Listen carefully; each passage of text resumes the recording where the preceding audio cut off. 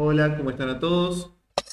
La idea de hoy va a ser intentar resolver el caso práctico número 5 de la guía de bienes personales, continuando con el tema de participaciones societarias, con el artículo que habíamos visto, una introducción respecto del artículo que está a continuación del 25 de la ley.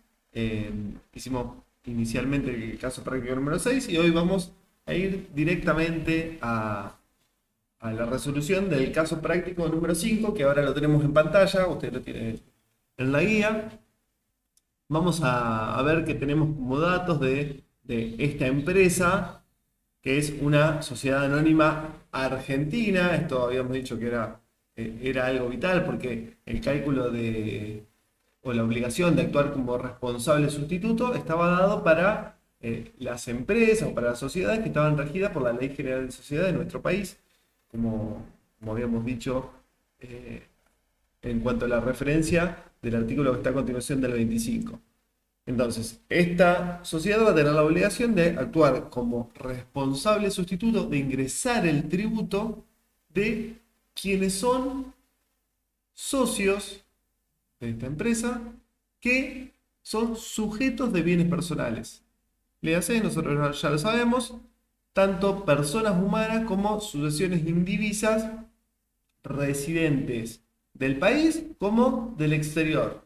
Y teníamos el agregado que nos da este mismo artículo de que las personas de existencia ideal o las sociedades del exterior también iban a considerarse como sujetos de bienes personales, pero ¿por qué? Si no son inicialmente sujetos del impuesto. Bueno, porque vía presunción, la normativa o el legislador establece que van a pertenecer en forma indirecta a personas humanas o sucesiones indivisas residentes del exterior que sí son sujetos de bienes personales. Entonces, por eso también a las personas humanas o a las sociedades del exterior, la empresa acá local, el que es responsable sustituto, le va a calcular el tributo, le va a calcular el impuesto que le corresponde.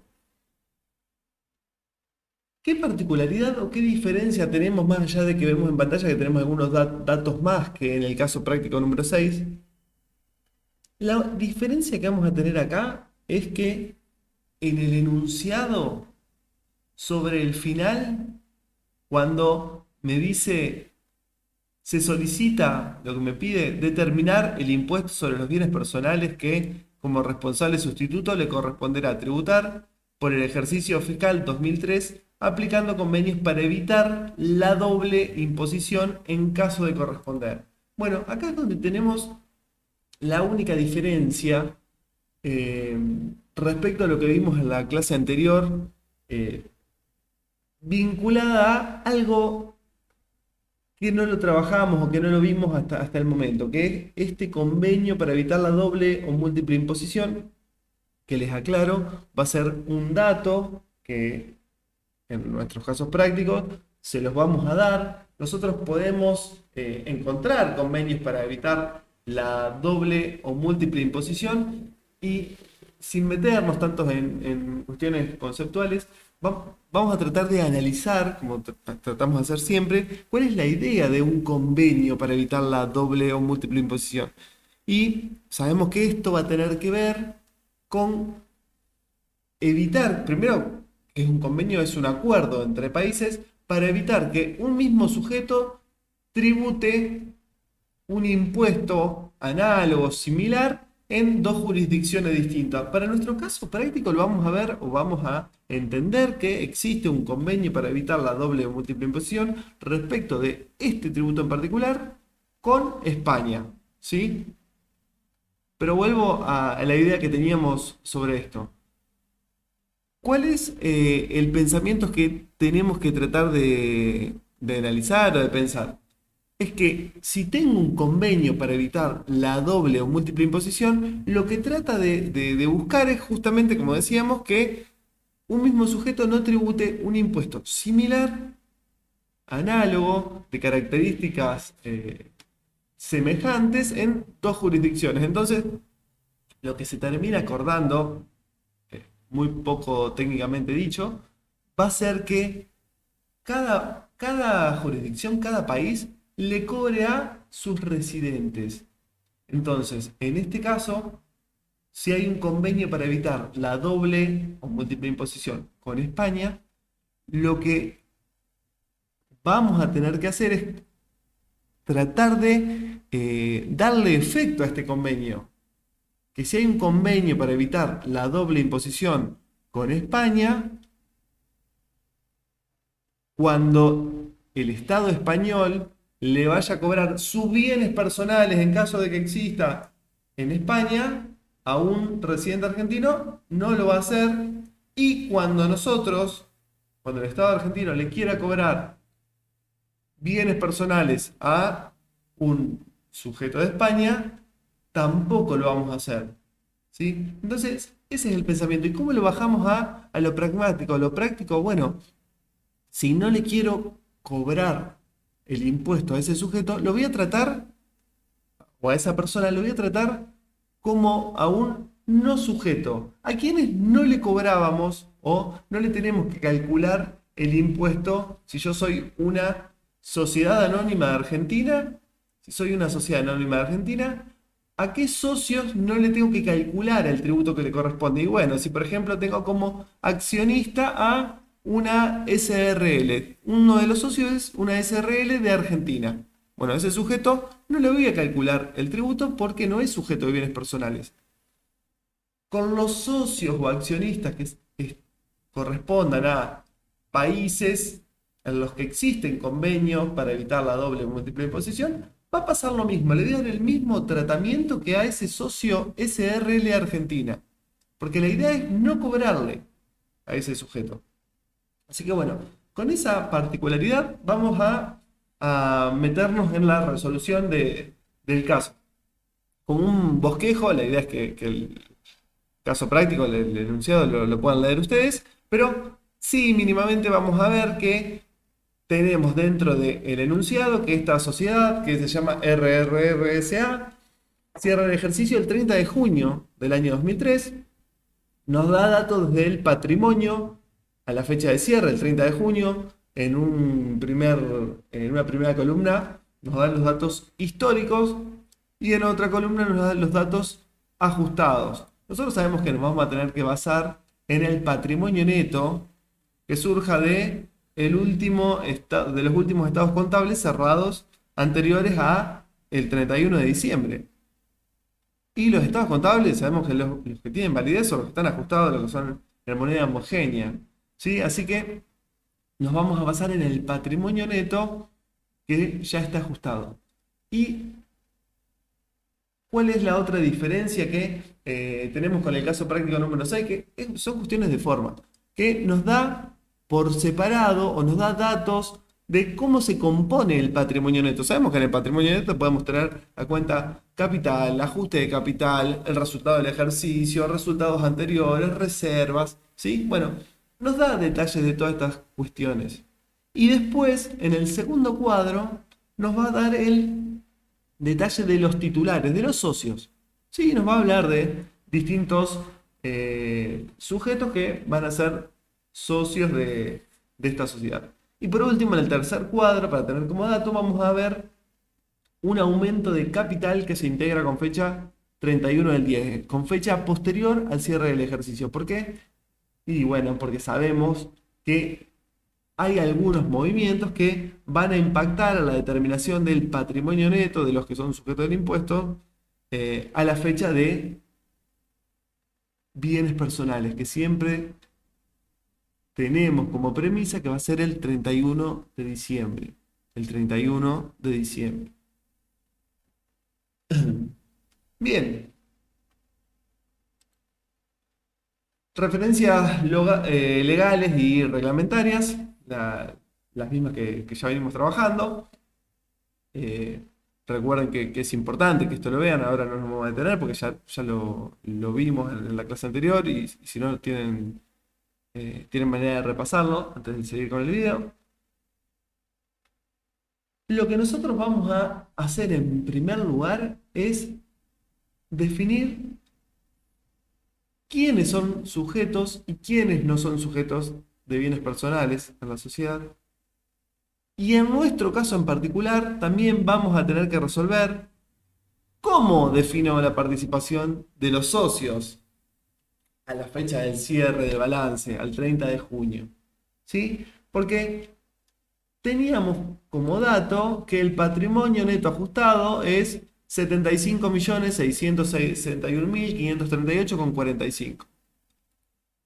Y que de ese total, o el total, está compuesto por capital social, aportes irrevocables, ajuste de capital, resultados no asignados y la ganancia del ejercicio. Bueno, ¿cuáles de esas cuentas nos van a definir la participación, los porcentajes que va a tener cada accionista? Bueno, vamos a trabajar con dos. Siempre, para todos los casos, vamos a trabajar con dos. Las que definen la participación es el capital social y los aportes irrevocables. Los aportes que reúnan las características para considerarse irrevocable. Eso ustedes lo trabajarán, lo leerán de la reglamentación.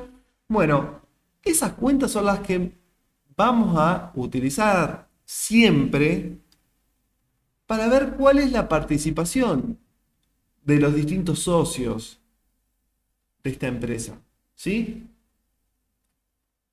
Nosotros tenemos, el patrimonio son, voy a redondear, 75.661.000, bueno, parte de esos 75 se compone del capital, 62 millones, y aportes irrevocables, 3.105.000. Ese dato es el que tenemos acá en esta primer pantalla de la solución para ver cómo voy a definir la participación de los socios, antes de ver quién es sujeto y quién no lo es de bienes personales. Que ahora me voy a meter con eso. ¿Sí? ¿Y cómo hago para meterme con eso? Bueno, voy a ir al detalle de los titulares y sin ponerle porcentaje, pues ahora lo calculamos, ¿sí? Pero lo importante es saber siempre quién es sujeto y quién no. Tenemos radicados en Argentina. Persona física, persona humana radicada en Argentina, ¿es sujeto de bienes personales? Por supuesto que es sujeto de bienes personales. Sucesión indivisa radicada en Argentina, ¿es sujeto de bienes personales? Sí, es sujeto de bienes personales. Sociedad anónima, no, no es sujeto de bienes personales, lo mismo que la sociedad de responsabilidad limitada radicada en Argentina. Y bueno, pasamos a los socios que están radicados en el exterior. Tiene una persona física o persona humana domiciliada en España. Hasta lo que habíamos visto en la clase anterior, sin considerar los convenios para evitar la doble o múltiple imposición, vamos a decir, bueno, sí, es sujeto de bienes personales, le voy a calcular el tributo. Como es dato del ejercicio que hay un convenio para evitar la doble o múltiple imposición, que de hecho es para ver cómo funciona ese convenio, que lo traemos acá a colación. Tengo el dato de que existe un convenio para evitar la doble imposición con España. Voy a decir, bueno, a este socio que para Argentina es sujeto de bienes personales, lo voy a tratar como si fuese no sujeto. ¿Por qué? Y bueno, para darle sentido, para darle utilidad a el convenio para evitar la doble o múltiple imposición, no le voy a calcular el impuesto, ¿sí? Entonces, lo voy a tratar, o le voy a dar el mismo tratamiento, como decíamos hoy, que al socio Sociedad Anónima de Argentina o Sociedad de Responsabilidad Limitada de Argentina. ¿Qué pasa con la persona física domiciliada en Japón? Bueno, por lo menos del enunciado del ejercicio no me dice que tengo un convenio para evitar la doble o múltiple imposición con Japón, así que lo voy a, claramente, es sujeto de bienes personales por los bienes que tiene acá en el país, ¿sí? El bien que tiene acá en el país es que es la participación en esta empresa de acá del país, de Argentina. Así que es sujeto, sí. ¿Le voy a calcular? Sí. Sociedad anónima domiciliada en Segovia, Reino de España. Mismo efecto de el uso del convenio para evitar la doble o múltiple imposición que la persona humana domiciliada en Madrid. Así que lo voy a tratar como si fuese no sujeto de bienes personales. Respecto del tema de convenios para evitar la doble o múltiple imposición, ustedes pueden buscar, pueden acceder a los distintos convenios que tiene firmado nuestro país con distintas jurisdicciones, referidos a distintos tributos, ¿sí? Y eso se puede ver en todos los casos prácticos. Esto va a ser dato. Siempre en los casos prácticos que hagamos, pues la idea es analizar cuál es el efecto, cómo funciona, cómo esto nos termina impactando en nuestra determinación. Bien, ¿qué hacíamos a continuación de esto de decir sí es sujeto, no, no es sujeto, sí es sujeto, no es sujeto? Bien, el paso que continuaba era sacar del patrimonio neto la participación de los no sujetos. Pero para hacer eso, en este caso práctico, tengo que dar un pasito más. Tengo que determinar cuánto es la participación de cada uno.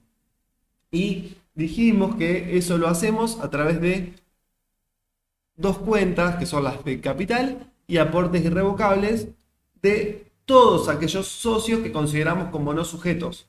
En pantalla los tenemos, la Sociedad Anónima Argentina, ya lo tenemos acá en forma de resumen, la SRL también de nuestro país, y la persona humana de Argentina, perdón, la persona humana de España y la Sociedad Anónima de España por el efecto de este convenio para evitar la doble o múltiple imposición.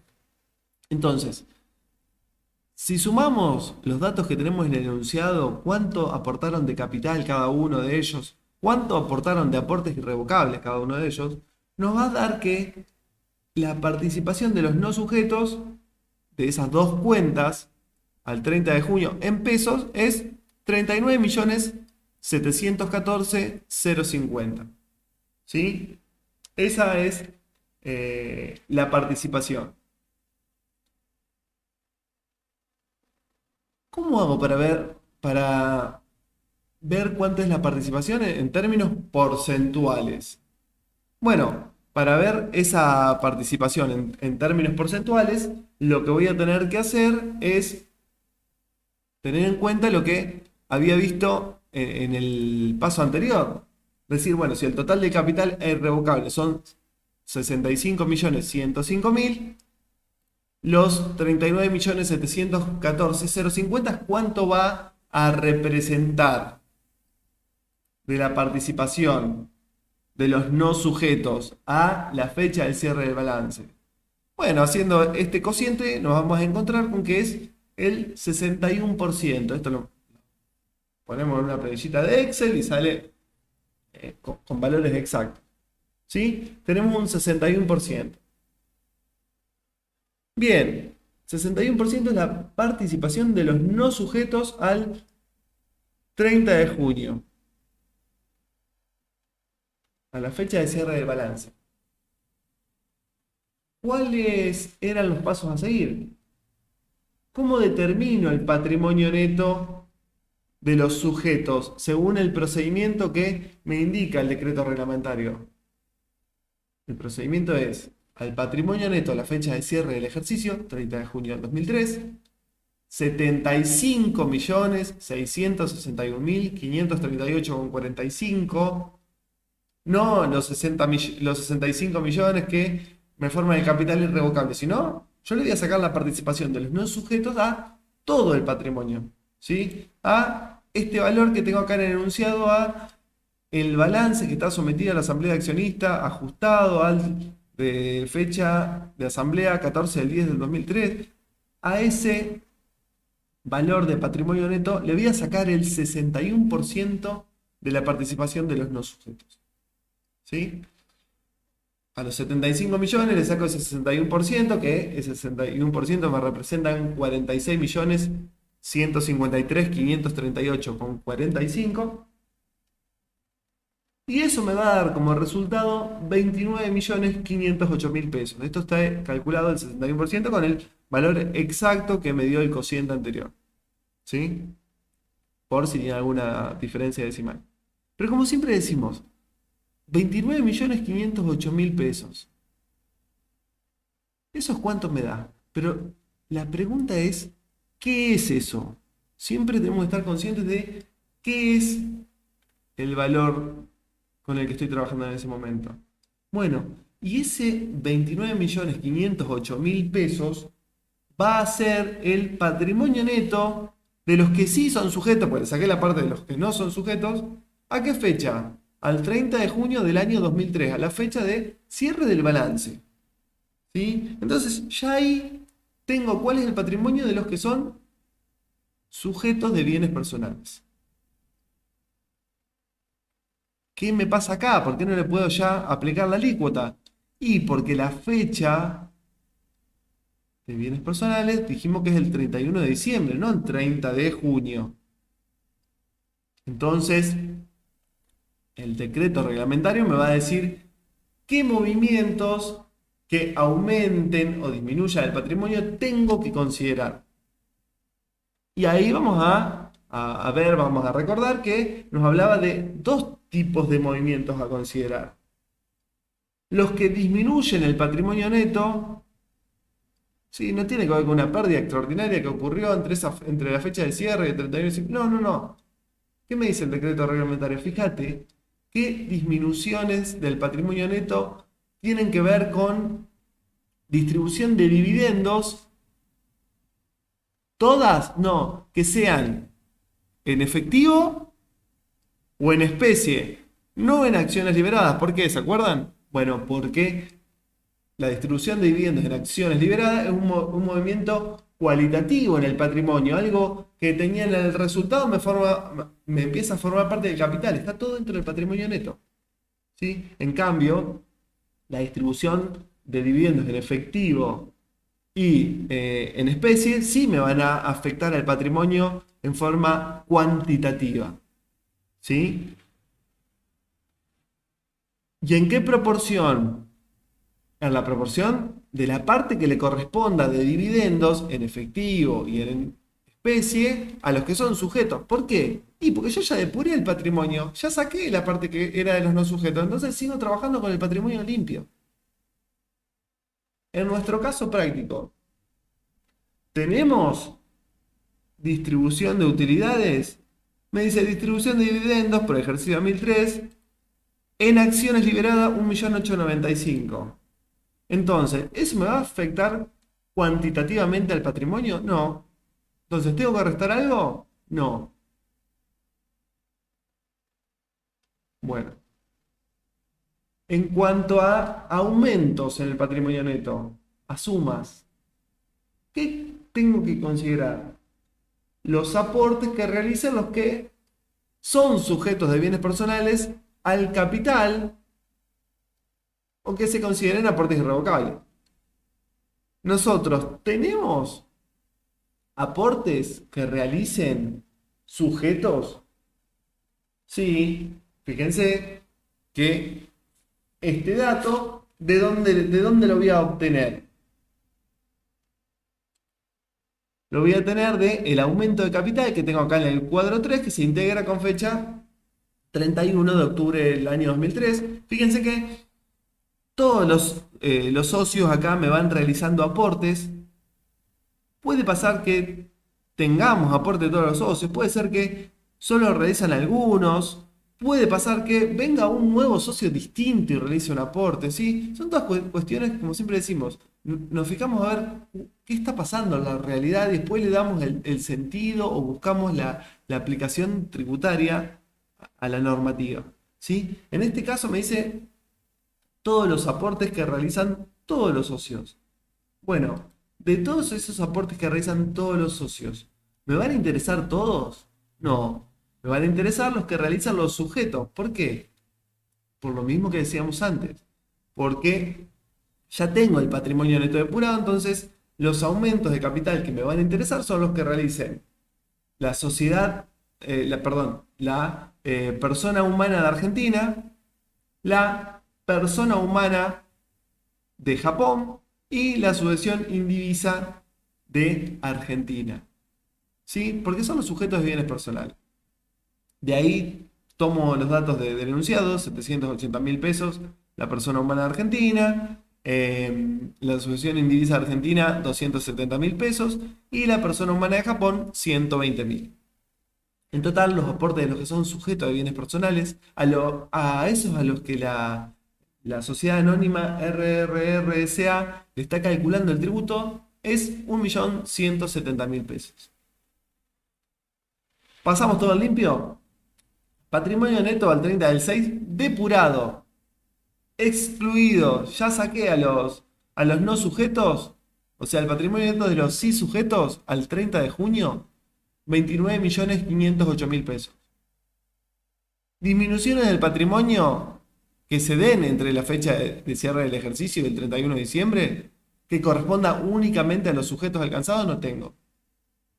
¿Por qué? Y porque tuve una distribución de dividendos, pero fue en acciones liberadas, ya lo hablamos. Aumentos de patrimonio neto entre el cierre y el 31 de diciembre que realizan los sujetos, lo que calculamos recién, 1.170.000. ¿Cuánto me da esa sumatoria? 30.678.000. ¿Qué es esa sumatoria? Es lo que nos interesa. ¿Qué es? Bueno, esa sumatoria es el patrimonio neto que le corresponde a los sujetos de bienes personales,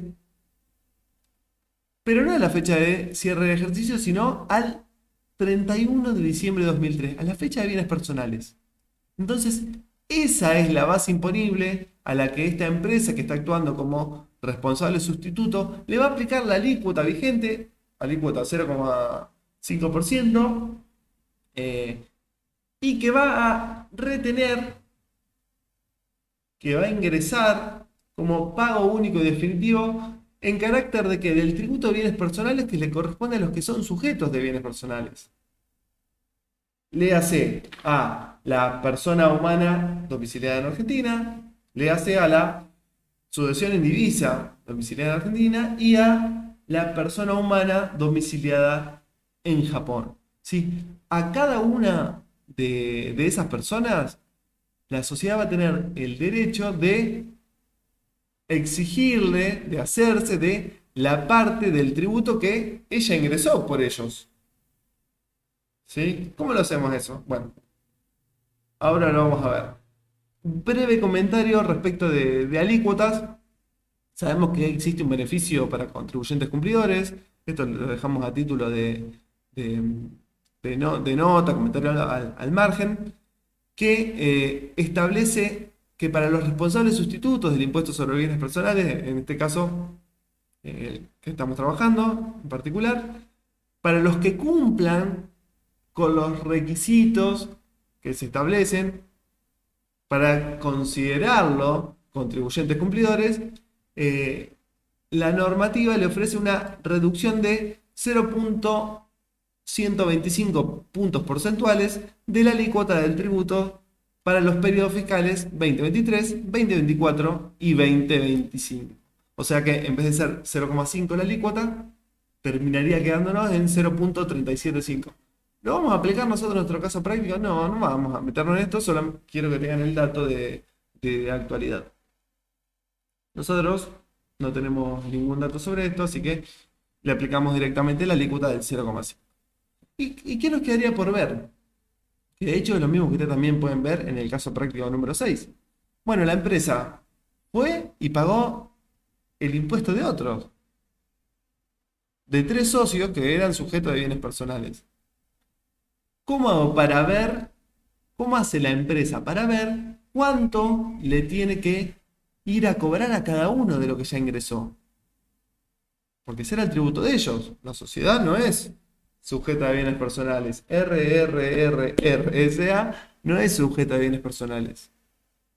Lo que hizo fue actuar como responsable sustituto, lo que le manda la ley, en el artículo que está a continuación del 25, y ingresar este importe de dinero en carácter de pago único y definitivo. Bueno, ¿cómo lo vamos a hacer? Con un procedimiento similar o idéntico, si quieren, al que realizamos el cálculo para la totalidad de los sujetos. ¿Cuánto le corresponde el tributo a cada sujeto? Persona humana, ahí me quedó SH Argentina. Es un error de tipeo, es persona humana de Argentina. ¿Cómo determino cuánto tenía de participación? ¿Se acuerdan que hoy en el primer paso dijimos, bueno, ¿cuánto es la participación de los no sujetos? Agarramos creo que lo teníamos en la segunda filmina. ¿Cuánto es la participación de los no sujetos? Y agarramos el total del capital, el total de los irrevocables y a ese importe de capital irrevocables que tenían los no sujetos, lo dividíamos, utilizábamos como denominador el total de capital e irrevocables del total de la empresa, los 65.105.000. Fue de esa manera como calculamos el 61%. Bien, ¿cómo hago para saber entonces cuánto era la participación al 30 de junio de esta persona humana argentina? De la misma manera, me fijo cuánto tenía en el capital, 16.120.000, dato que tienen en el cuadro número 2. Cuánto tenía de aportes irrevocables, 807.300 pesos. En total, 16.927.300. A eso lo divido por el total de aportes irrevocables y de capital, los 65.105.000. Y de esa manera voy a obtener el 26% que era la participación, el porcentaje que tenía esta persona humana de Argentina en el patrimonio neto. ¿A qué fecha? Al 30 de junio. ¿Sí? Al 30 de junio, lo que le correspondía del patrimonio neto total de los 75.661.538 era el 26%, era el valor que acá tenemos en pantalla, 19.672.000 pesos.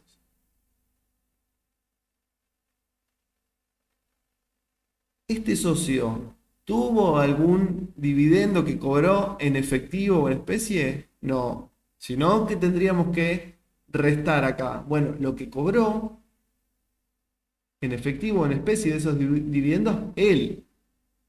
¿Y qué tengo que sumar? Los aportes al patrimonio neto que realiza él. Sí, yo estoy calculando el impuesto de este sujeto, de este socio. ¿Cuánto le va a corresponder a este sujeto? Bueno, para calcular esa participación, el aporte que realizó este sujeto fue 780.000 pesos. Acá les puse 100%. Ese aporte que hizo él es todo de él. A ese importe no tengo que calcularle ninguna participación ni nada. Acá me fijo el aporte de este sujeto y lo que haya aportado es ese 100%, 780.000 pesos. ¿Cuánto me da? 20.452.000 pesos. A eso le aplico la alícuota y de esta manera voy a obtener que el impuesto que la sociedad RRRRSA va a tener derecho a cobrarle a esta persona humana de Argentina es 102.260 pesos.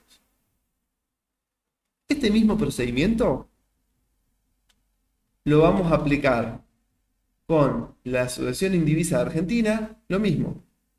¿Cuánto era la participación al 30 de junio? 9%. ¿Cuánto es su aporte al patrimonio neto en forma posterior? 270.000. Llego a la base imponible propia de este sujeto. ¿Sí? 7.079.538,46. Le aplico la alícuota y voy a obtener que a esta sucesión indivisa, la empresa RRSA va a tener la posibilidad de reclamarle estos 35.397,69. Y lo mismo voy a hacer con la persona humana de Japón. Con la persona humana de Japón, lo que voy a hacer es calcular la participación en el patrimonio neto al 30 de junio, reitero, voy a llegar al 4%, le voy a sumar el aporte que realiza como aporte irrevocable, 120.000 pesos, y tengo su base imponible, 3.146.000 461,54. Este aporte que revisó, que es todo el sujeto, va a conformar la totalidad de su base imponible.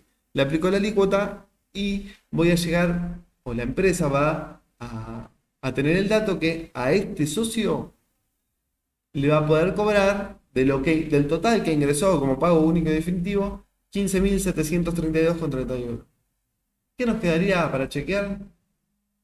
¿Qué tenemos que hacer como empresa que ingresó la totalidad, que ingresó los 153.390? Bueno, ver si después lo que le estamos cobrando a cada uno de los socios me da el total que yo ingresé. Y en este caso lo pueden chequear que nos da que lo que le cobramos a cada sujeto. Recuerden que en el primero que dice impuesto dice SH Argentina, no es SH Argentina, es persona humana argentina. Luego sucesión y divisa argentina y persona humana de Japón. El total tenemos los 153.000 pesos, 153.390 pesos, que es el importe que la empresa había ingresado con carácter de pago único y definitivo. Bueno, les dejo este video para que lo puedan tener como referencia a la hora de practicar la resolución de este caso práctico, así que quedan en estudio y yo quedo atento a las consultas de todos ustedes. Nos vemos.